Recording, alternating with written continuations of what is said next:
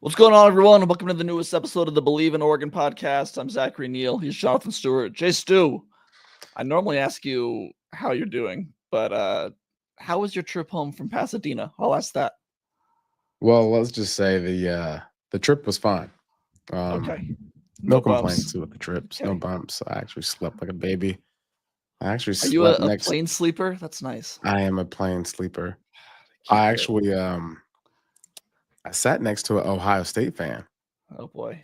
and I did not speak a word to him. It's I probably put my smart. hoodie over my head and went to sleep. That's probably But smart. it was definitely um it was a quiet ride home. We're What about you? gonna What was your flight like? I think I set myself up for like maybe the worst travel day ever because when booking my flights, I booked a 5 a.m. flight out of LA, Of which course. is terrible. I don't know what I was thinking when I did it, but so I had to get up and I was Ubering to the airport at like 3 in the morning. So not great, not great. We're gonna get into all of this in a little bit, but to start, I just need to apologize. We're late. We had a little bit of breaking news right before we started to hit record. Oregon five-star quarterback Jaron Sagapolotele is apparently entering the transfer portal. A few weeks after signing with the Ducks and enrolling with the team, he was down in Pasadena with the team for the Rose Bowl. He was at practices. The word is that he had intentions of coming in and starting as a true freshman, and then apparently he saw Dante Moore and realized, okay, I probably will not be starting as a true freshman, so he wants to play somewhere else. If that is the case, that's fine, good for him. I mean, go somewhere where you can play, where you want to be happy. And I think good for Oregon fans because that might mean that Dante Moore is the absolute truth, as many people hope he is. So I don't know. I know that I just broke that news to you right as you got on. So what are your initial thoughts? I mean, I think you just hit the nail right there on the head. It seems that we have a good one. That's not clearly this young gentleman does not want to wait around for. So, and also too, if you're not willing to stick around, and that's the decision that you want to make, we'll leave the door open if you want to come back. That's Yeah. exactly what happened. For Dante Moore. Dante Moore. Yeah, exactly. So it's exactly what happened when he went to UCLA. And he said to himself, "Oh, the grass is not greener on the other side. Yeah. The grass is only greener where you water it. So make sure you Yeah. just come on over whenever Yeah. it's time." Yeah, we'll see. Well, this news is so fresh. I don't feel like I've processed it yet, but we'll get into more on Ducks Wire later about what this means for the quarterback room, where they go from here, what kind of the outlook is. But right now, let's focus on this week and what happened. This is a bit of a different show today. We don't always go live for our shows, and we don't, our post game shows usually aren't 2 days after the game, but I think we all collectively needed to take a little bit of time and just take a second after this and kind of gather our thoughts. I'm calling this an Oregon Ducks therapy session. I mean, that's what this is. This is a safe space, okay? Like Yeah. we can just kind of vent and say what's on our mind and talk through some things. If you guys have comments or thoughts and you're watching on YouTube or on Twitter, please put them in the chat. We can address them. We can, answer questions, any of that. But I think for a bit, we just need to simply talk it out. I don't have an outline for this show or segments to go through. None of that. Let's just talk. I know that you've got a rant that you want to go on in a little bit, but let me start with this question for you, Jay Stu. Yeah, Quite we could talk about the simply, game as a whole, but yeah, go ahead. but to start, how are you feeling? Like what's going through your mind? Um, I feel fooled. I think that's a good word. I feel fooled, and not on Oregon's doing. I mean, obviously they played bad. We're not letting that off the hook. They played Yeah. bad. They did not look good. They did not show up. But holistically, as far as this year goes and where college football is going, we had to have such a good season this year, all for them to be a part of college football, figuring out this whole playoff thing, Yeah. right? I mean, at the end of the day, man, we got belt to behind. right? Ohio State was peaking basically at the right time. And the product that we saw against Tennessee, we saw the exact same product on the field at the Rose Bowl. And I'm confused on, when you watch film, you got to be ready for that. you know, You have 25 days to prepare for it. You did, and I mean, and to give them a little grace here, they basically had a week and a half regular time to prepare for that team, right? They had, because whoever they were before that, they were a completely different team. Yeah. I don't know if Ryan Day and Chip basically, had a kumbaya moment where they were just kind of, hey, look, I'll handle the run, you handle the pass, and that's how we're going to do it from here on out. Because it was completely different when we saw them against Tennessee, and it just continued to pour on when they stepped onto that field in Pasadena. But 35 points scored in the first quarter is what we found out as far as the two last games that Ohio State put on in the first quarter. 0 points allowed first quarter, 438 yards total offense. First quarter, 53 yards allowed. First quarter. And so you're not going to win with that.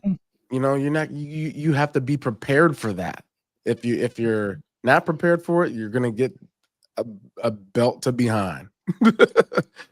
And I just honestly feel like we were just caught off guard for no reason. We shouldn't have been caught off guard. And what's even more telling, Jeremiah Smith, the receiver, the dog, the alien, he called it in the during media day. He wasn't being cocky or nothing. He was telling you exactly what's going to happen. You can cover me man to man. You can cover me triple coverage. Will Howard, you better throw me that ball or else.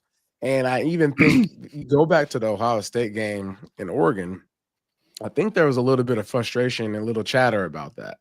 Him wanting to be more involved.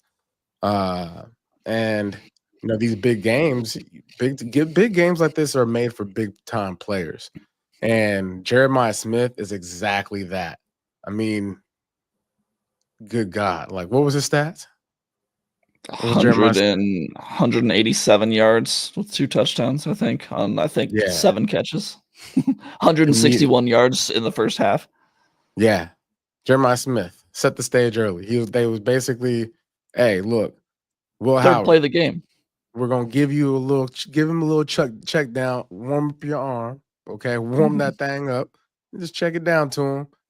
They weren't probably expecting a touchdown, but Jeremiah Smith was. Good Lord! But I mean, going to that first drive, we're in cover 3, right?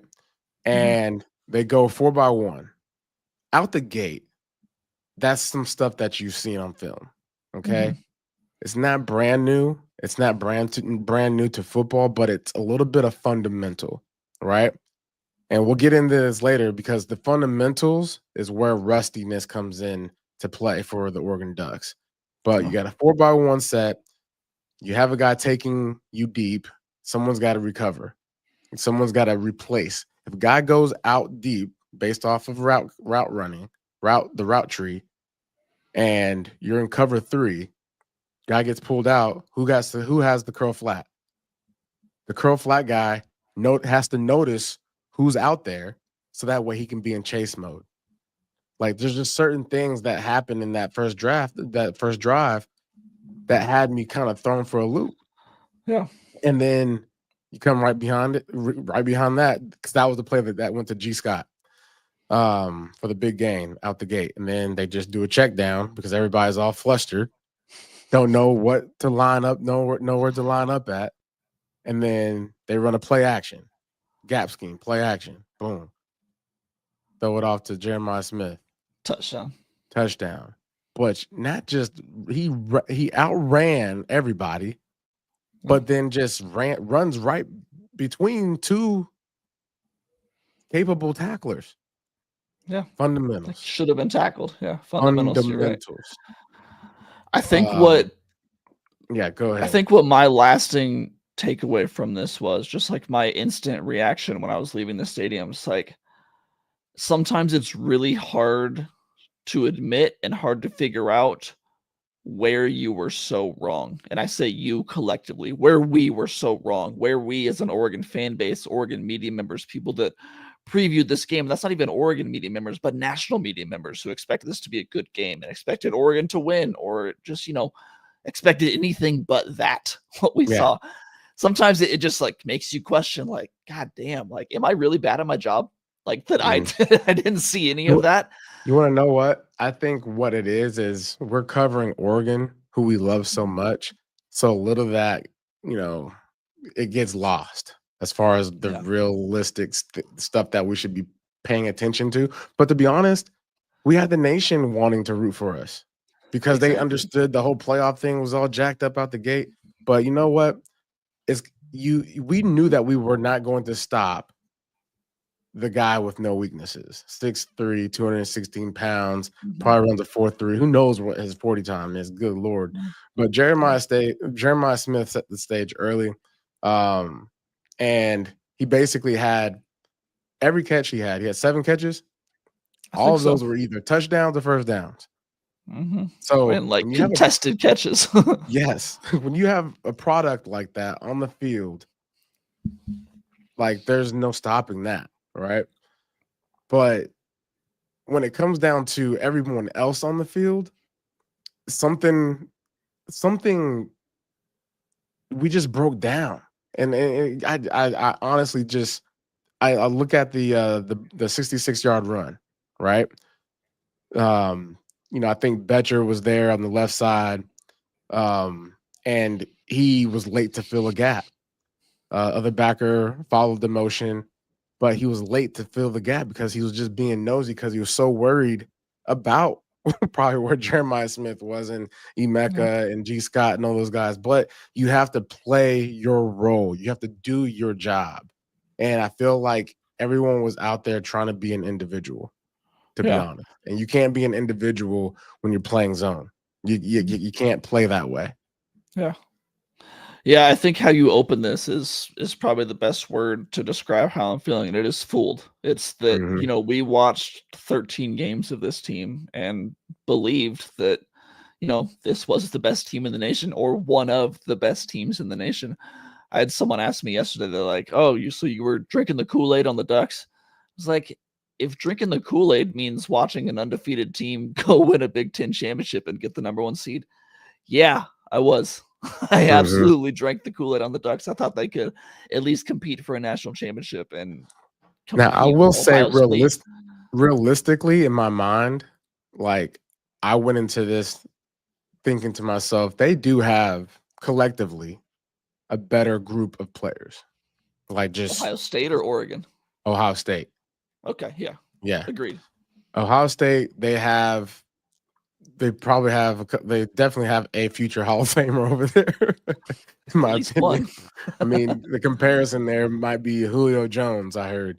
But but when you talk about as far as the next level, you have probably at least seven guys that are not just next level as they're going to be drafted or sitting on a roster. I mean, 7 guys that are going to be playing. NFL stars. And so, I mean, even Will Howard played really well, man. Like, it's a good player, man. He's a good player. I gave him a lot of, talk about him, having nightmares and all that, but clearly he was just passionate about losing that game. And kudos to him. He annoys me, man. But but he came to play twice. He's a good player. He came to play twice against us, Tennessee, and us again. So let me ask you this: at what point in that game did you 1 know we were in trouble, and 2, at what point did you accept that it was over? I knew that we were in trouble the second play of the game. Yep. Where Jeremiah Smith caught the swing flat route to the house. And that was our third play, wasn't it? I think it was third play, but third play, that yes. first touchdown for sure. It took a minute off the clock. Yeah, it took a minute off the clock. So, but yeah, when I saw that, and I just saw our guys, our two defenders, our two DBs back there, just swinging in a miss. Mm-hmm. I was like, wow, there's a complete different player out there, than I've seen before across the board. And I think they were just playing slow. They were playing hesitant, not really sure where to line up. And you know what? The thing, we'll get to this with my rant here, but there's just a lot that you don't realize. There's a lot that can go wrong that you don't realize when you have to just show up and just play. Yeah, I'll just say that. And it just goes to show, like, preparation throughout a season. That's the reason why they have a preseason in the NFL. That's why they have the 17-game stretch, because even those first 4 games of the year, everybody's trying to figure each other out. They don't know who their opponent is because their opponents are never the same as it was before, the year before. And so you can never put too much strain on what the regular season holds, right? Yeah. And I just feel like they came into a situation that's brand new to everyone and just got kicked out of the club. Yeah, they did. For me, I think when I realized they were really in trouble was a little bit later. Like when they scored that first touchdown, it was like, okay, yeah, that's not great. But like we also knew that Jeremiah Smith was that dude and that he was going to get his.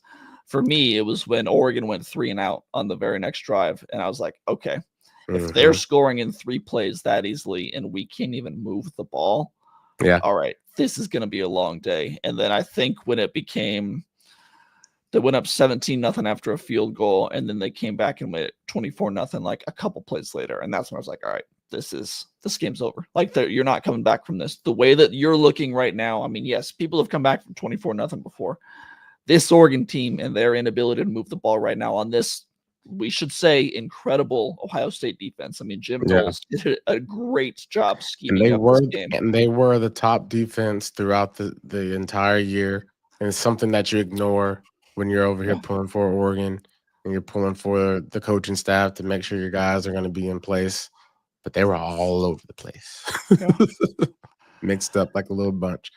And then Emeka, that Emeka catch, you know, Brandon Johnson, he did have a hand on the ball, you know, in trying to defend that pass.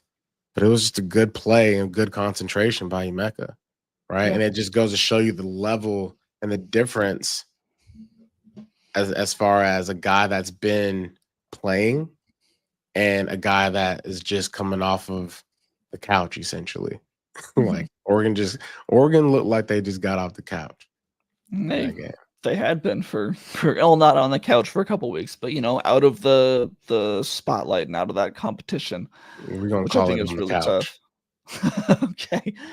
I mean, I want to get to your rant here in a second, but I think what frustrates me the most about this is that I saw it coming. We all saw it coming. You know, I think that we maybe I feel like I lied to myself a little bit. Like we knew that on paper, Oregon could win this game. And we talked about this last week when talking about Oregon trauma. In my heart of hearts, I don't think I ever truly believed when I was picking Oregon. Like if I had no money on this game, sometimes I bet when I truly believe. I absolutely did not have money on this game because I don't ever think I really truly believed. And maybe that's Oregon trauma. Maybe it's, you know, a past of just knowing what this team does in big spots. Even with the 13 games and everything they've done this year, I don't think I ever truly believed. And that's what's really frustrating because it came back up on Wednesday and you're watching that first quarter. You're like, okay, I know that publicly I said all this stuff, but I just felt, it's kind of a mixture of feeling cowardly and Yeah. also terrible Yeah. about what's happening because it's like I saw this coming, but I felt scared to pick that because, we cover the Ducks. If you pick Ohio State and you're wrong about it, you never live that down. If you pick Ohio State and you're right about it, everyone's mad at you. So Yeah. it's kind of a lose-lose situation. I just, that's what frustrated me because it's like, damn, I knew this was a really good possibility and it happened and it's, it just sucks. That's what it I- all boils down to. It just yeah. sucks. It just sucks. I will say, even though it was 41-21, Mhm. and it was absolutely ball game earlier than that. Yeah. Got to give them credit for standing their ground Kept and fighting. still fighting, and kept fighting. But you're not going to get the job done when you have 8 sacks. First game you had 0 sacks. Yeah. And when you have a collective running game that rushes for 28 rushes for 20 minus 23 yards. Yeah. When you take out and Gabriel's take sack out the yardage, Gabriel it's sacks, 20 yards, but still. it's still not enough.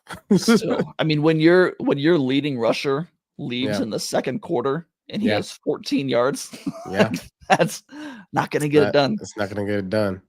And that going back to that touchdown run, The 66-yarder. 66-yarder,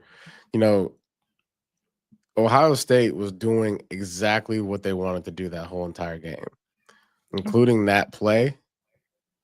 The reason why they were able to get that run off untouched, might I add, is because guys are trying to, defend the pass. You got everybody to the left of the field. I think if I go back and rewind that play right now, I don't remember to my memory right now, but I'm pretty sure they ended up with a motion to the left, and it ended up with a 4x1. 4x1. Yep. And so Again. you have 4 receivers, and that means you have the rest of the defense having to, dictate what's going on over there. And you're basically putting, Betcher on an island to make the gap, to fit the gap. And that's a hard thing to do, especially when you're having to have outside containment by DN, which I feel like that's what happened because the running back climbed up into the hole at following his blocks on the pool, and then he was off to the races. It's just one of those games where everything went right for Ohio State, and you can almost look at the last game. They had more margin of cleaning up to do than we did. Yeah. We and the moment, I think we even talked about it last week, like Dylan Gabriel and his precision and how good he's been in these clutch moments. That's a lot of pressure. Yeah. It's a lot of pressure that's building up, over that time. But we couldn't protect the quarterback, couldn't run the ball. That was the difference maker in the game, in my opinion. And then also, I would like to say Ohio State's offensive line coach, whoever you are. I met him before the game briefly. I didn't get his name, but I got to look him up. Or maybe I don't need to look him up because he's Ohio State right now. I feel bad. But the way he had those guys prepared to play this game last week, this week, that's coaching. You have your injuries across the board, and you say, hey, look, we're doing gap scheme. Hey, when we're in protection, this is what we're doing. Plug and play. When you're able to plug and play with guys, that screams great coaching. And so kudos to Ohio State offensive line coach and Chip Kelly and Ryan Day for calling an incredible game, incredible last 2 games at that. Yeah. I mean, there's no chasing Ohio State right now. I feel like they're peaking at the right time. And if they do not win the national championship, that means they peaked at the wrong time. That's true. Yeah. You know what else makes me feel really stupid? Huh. I did some late Christmas shopping down there the day before the game. Got a couple Rose Bowl shirts, got this Rose Bowl hat. Nice. I don't know that I ever want to wear them or gift them. I got one. It's just like maybe you can gift it to an Ohio State fan. Maybe I do. It's like, God damn, that was bad timing. Yeah. Why don't you go ahead and go on your rant? I wanna hear what you gotta say. Okay. Well, Dan Lanning, shout out to you for being a class act. Mhm. Always putting the team before yourself. And that press conference at the end there was it wasn't surprising. I don't know, obviously you were probably there in the press I was conference there. when he Yeah. said this, right? Like you used a lot of me, Mhm. like as in like the coaching staff and whatnot, and gave credit to the players for playing hard and having a good season. So I would just like to start this off with saying that. But here, ladies and gentlemen, college football, we are in trouble. We are in trouble in a big way. Big way. The structure is flawed, period. The seating, Texas, I'll just go Texas and Penn State alone, right? Texas and Penn State shouldn't have been over Ohio State, period. The situation is a damn tragedy. And I'm having a break. I'm gonna break it down for you right quick. Hold on. Oregon fans, y'all should be madder than a wet hen in a thunderstorm. Y'all got done dirtier than a pig in mud. Spaghetti leftover bowls in a sink. Whatever's dirtier, y'all got dirtier. Y'all got even more dirty. Listen, Oregon has went 13-0, the cream of the crop, like top of the nation, A1 sauce, top shelf, number 1 seed. And what do they get? They get Ohio State, who's basically the number 1 team in disguise, in my opinion. Meanwhile, everybody else is out here playing patty cake. Notre Dame beating up on Indiana like it's a walk in the park.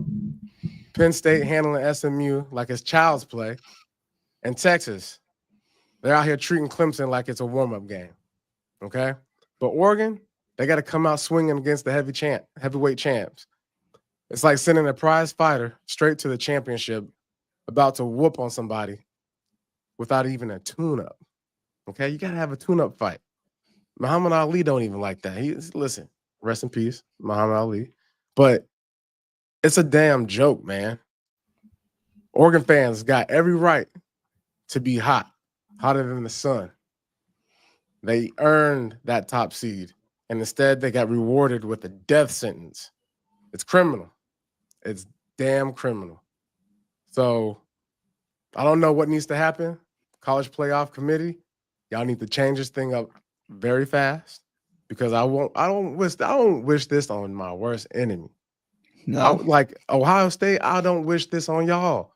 Like, because right now y'all are the arch nemesis at this point. So, but you got to look at it, man. Like 3.5 weeks off versus 2 weeks. You look at the professional football league. The top of the conference gets 2 weeks, and basically that 1 week is of preparation for the game. And that 1 week, other week is just off, and you're just playing, catch up. You're working on fundamentals. These boys had 3.5 weeks off to basically twiddle their thumbs, visit with family, play with each other at practice. Like, it was not your regular playoff momentum driven atmosphere for them. And just think about the amount of pressure that adds up to a college kid. Kids, these are college. Like, you might have. Listen, Ohio State got, I told you, 7 guys on that team that's going to be out there starting. Right? You got some pros, but the majority of the team in college are not prepared for that type of like commitment. They're not prepared to be able to withstand the mental capacity that's needed to handle 3.5 weeks of no football. And then all of a sudden, hey, look, we're going to need you to go out there and cover 3 and guard Jeremiah Smith and make sure you land in your spots. And when he runs past you, I need you to make sure you hit him. Like, that's a big task there, bud. So, and then finally, You got to get rid of these bowl games.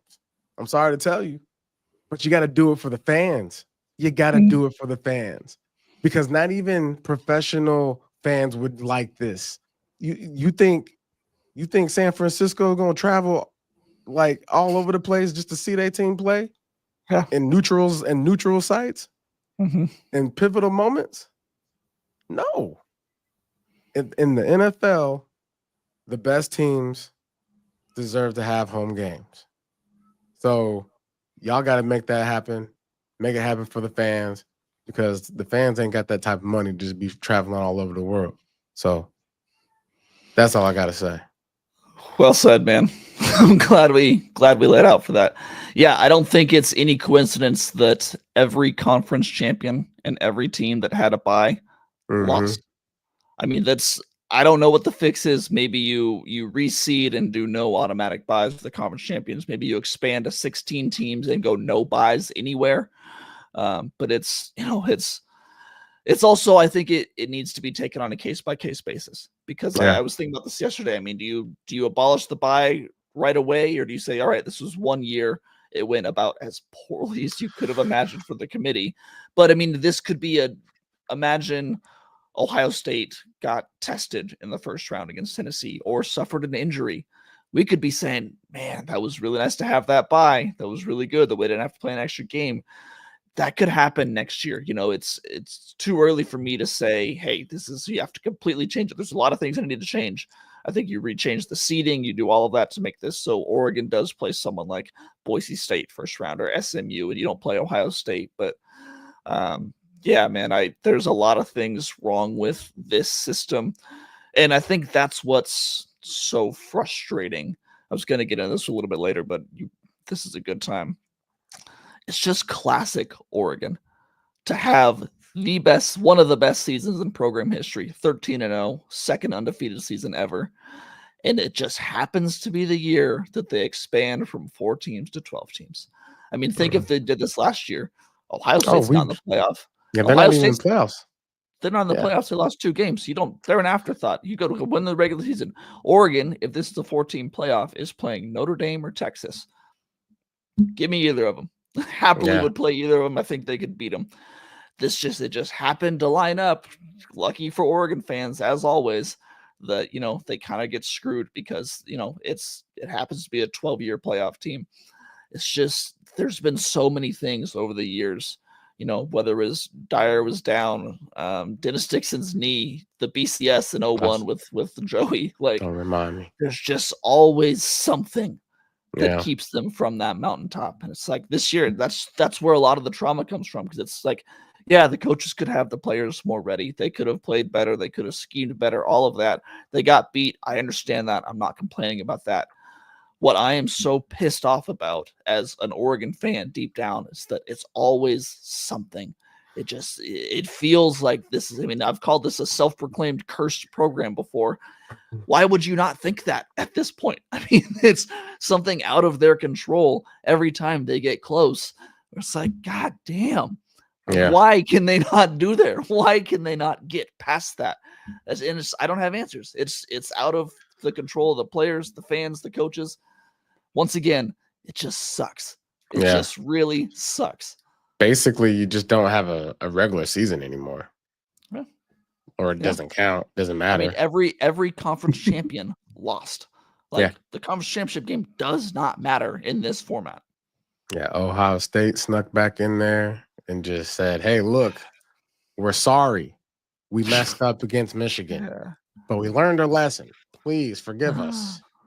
And then they say, zoop, to the promised land. Talk about peaking at the right time, which we've been talking about all season. Yeah, we've been talking about all season. Maybe we peaked at the Penn State game.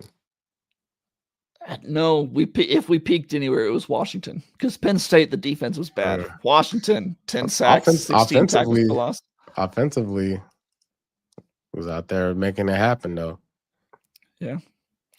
But man, it's a travesty, man. Like we could have been somebody.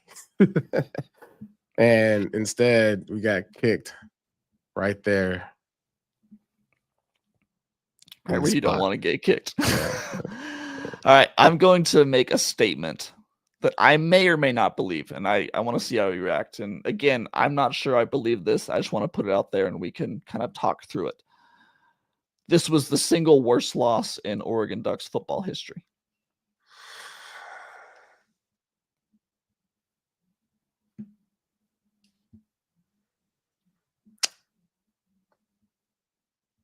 Considering the stakes, considering the the I mean, anticipation, everything that we I had. gotta get my own personal losses out of there. Oregon State at home, UCLA at the Rose Bowl. But everything that was on the line here Yeah, and but how it I played think out, how quickly it was over. this might not be the worst, but it feels like the worst.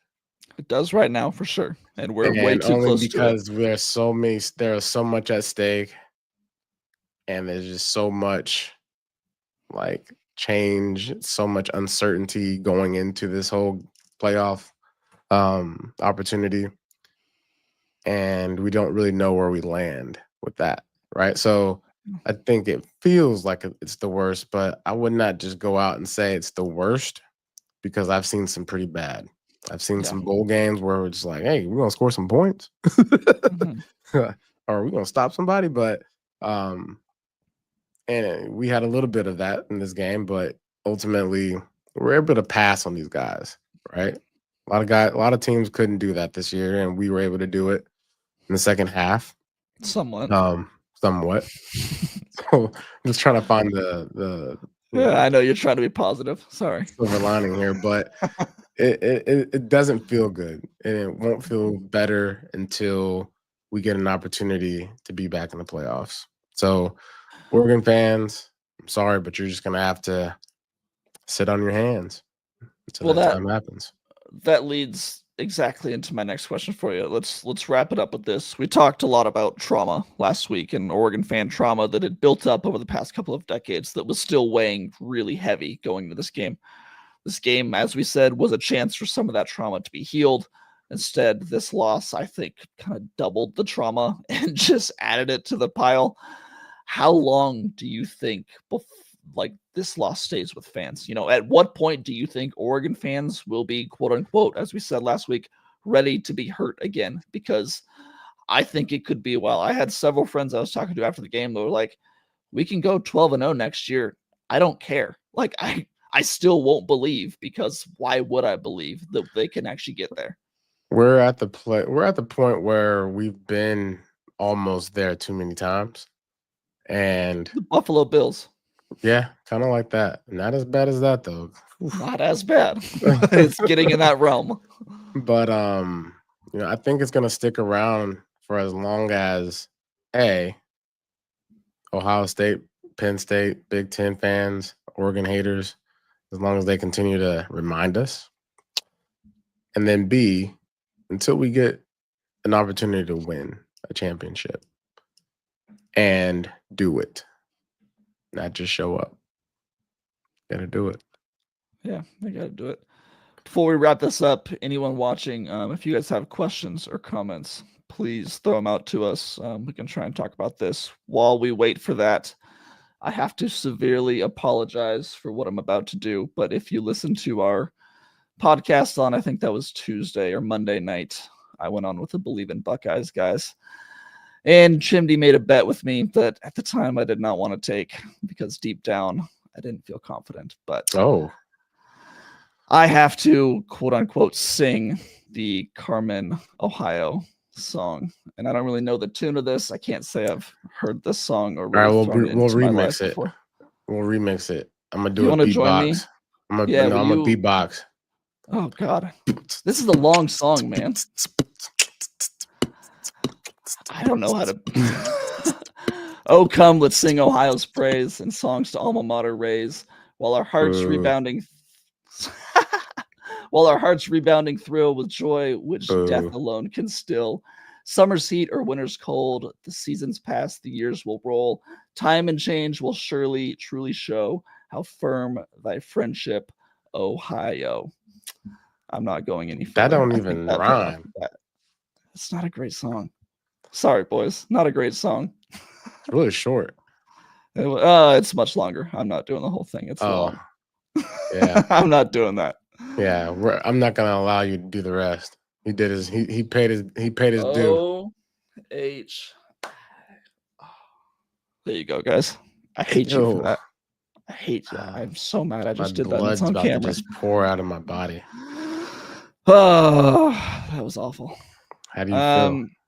I feel pretty dirty. I feel like that pig in mud or that spaghetti bowl in the sink that you were talking about later. Yeah, listen, dirty and a pig in a dirty and a pig in the mud. That didn't feel good, man. Especially spaghetti bowls. Spaghetti bowls, the leftover Tupperwares. Yeah, that Tupperware. You get all type of, the red stains. Yeah. All right. Any more comments to get through? No, man. Yeah, we just did not. It's incredibly disappointing, and we didn't play our best ball on the day that we were supposed to play our best ball. Yeah. And the crazy thing is that to me was the championship. It was. That was the championship. Let me ask this. Go ahead. I was gonna say, but shout out to James Franklin and Marcus Freeman. I'm gonna tell you why. These two brothers here have an opportunity to be the first Black head football coaches to win a national championship. Is that true? Yes. Now there's obviously been some HBCU championships that have been won, but like as far as in college football, they'd be the first. So that'd be pretty cool. If I'm gonna pull for anything, it's gonna be pulling for that. That was gonna be my question. Are you rooting for Ohio State to win it all? Who are you rooting for? Who you're pulling for now? I'm really pulling for Marcus Freeman because I had them going to the national championship anyway. We both did, yeah. Yeah, and so Marcus, if you hear me, do it for us. Yeah. Do it for the people. You got this. I feel I was asking myself this question when driving home from Portland yesterday from the airport. I want to root for someone else, but like it feels kind of inevitable at this point. It's like I'm kind of tired of rooting against Ohio State and just being wrong about it the entire time. So part of me is like, yeah, man, just let them win it. Like they're easily the best team. How about you do this? You bet for Ohio State, but you cheer for the other teams. That just feels dirty again. I may just not watch any of the games for the rest of the year. How about that? Let's just go on vacation. Won't happen. That won't I know happen. it won't. Yeah, it definitely won't happen. It definitely won't happen. All right, let's wrap it up there. We've been on for long enough. This was a very good therapy session. Thank you guys so much for coming on and talking this out with us. I hope it was helpful for you. I think it was a little bit helpful for me. It was helpful for me. I was able to read off my frustrations. Yeah, that was good. I like that. We'll be clipping that and putting it on social later. I'm excited for that. It is the off season now, so we will be going back to one episode per week here, barring probably a couple of bonus episodes here or there. We will probably start talking some basketball here soon as well. Luckily, Oregon's got a couple of good, really good basketball teams this year. I'm not sure when our next episode will be coming out, seeing as it's Friday right now. We usually record on Tuesdays, but we will keep you posted on social media. Hold on. We got beat by Illinois real bad last night. Well, yeah. Them boys were sinking threes all over the place like Steph Curry. You saw Steph Curry had 8 in a row without missing? I didn't see that. 3-pointers just draining.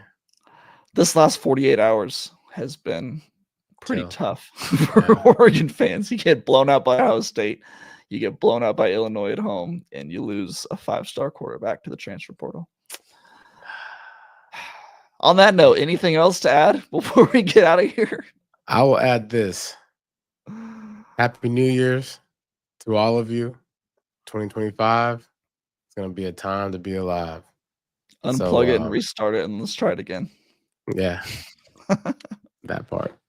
All right. You can check out more of my work at duckspire.usatoday.com. Follow me at Zachary C. Neel on Twitter. Follow Jay Stew on Twitter at JonathanStewar1. Make sure to check out the Bleav and Panthers podcast and the Stew and Crew podcast. For myself, Zach Neel, for my co-host, Jonathan Stewart, we talk to you guys next week. Until then, take it easy.